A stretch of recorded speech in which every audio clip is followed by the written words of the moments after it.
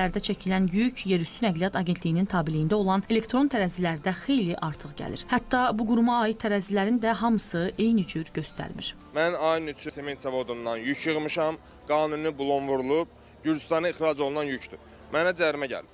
Dünən də Quba yolunda 39 ton 800-dən gəlmişəm, yenə cərimə gəlib. Burada 42 tondan aşağı gələn cərimə yoxdur.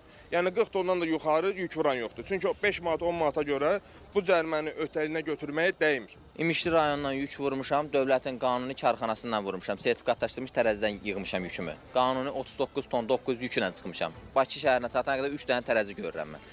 Əgər mənim yüküm qanunsuzdursa, bunun üçündə də çəkilməlidir. Niyə mən bu 3 dənə tərəzidən biri çəkir, ikisi çəkmir?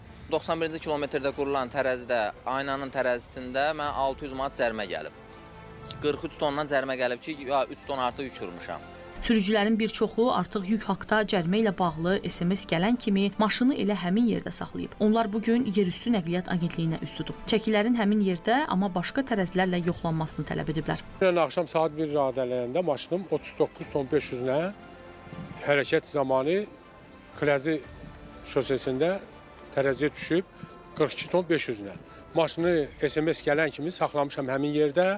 Maşın bir dəqiqədə oradadır. Hamı bilir ki, bu maşın özü qarışıq, bunun çəkisi 40 ton olmalıdır.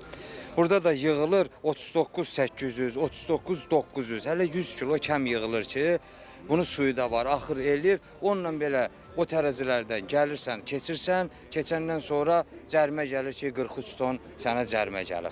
Aynaya yaxınlaşmışıq ki, maşın yerində qalıb.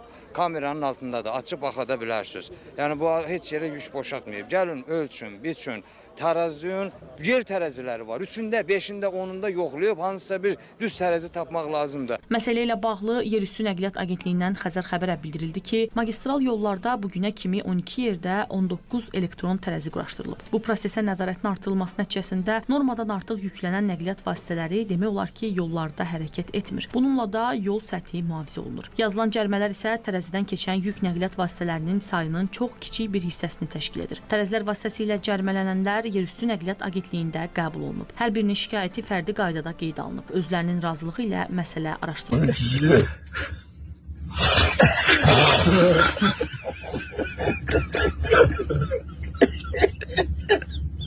Ben